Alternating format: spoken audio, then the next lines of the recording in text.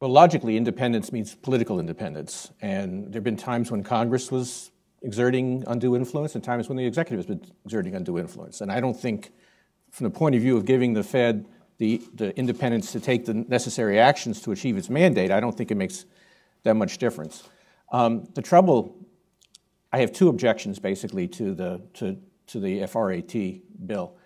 The first is that the presumption that the Taylor rule is the right rule or the right kind of rule, I think, is no longer state-of-the-art thinking.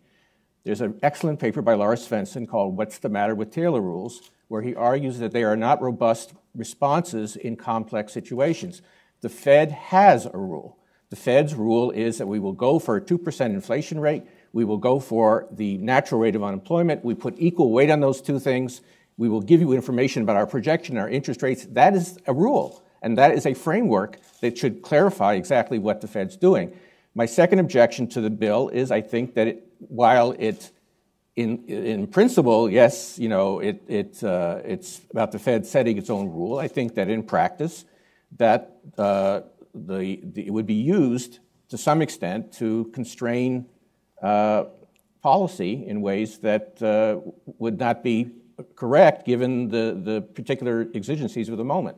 So any rule is going to be a problem when the circumstances change in a way that the rule didn't contemplate.